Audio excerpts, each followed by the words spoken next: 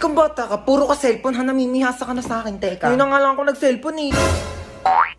Ayan, buti pa yung kuya mo, nagwawalis, naglilinis. Akin na tong cellphone mo.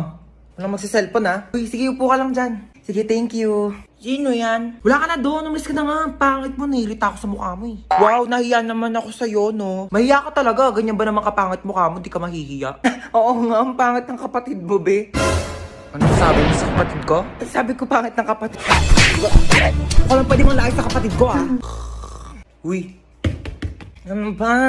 Uy, gising na. Ano ba? Gising na daw, matutulog na tayo.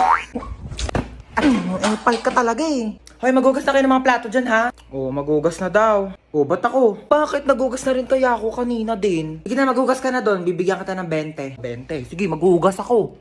Oh, tapos na ako maghugas, kuya. Saan na yung 20 ko? 20 sapak.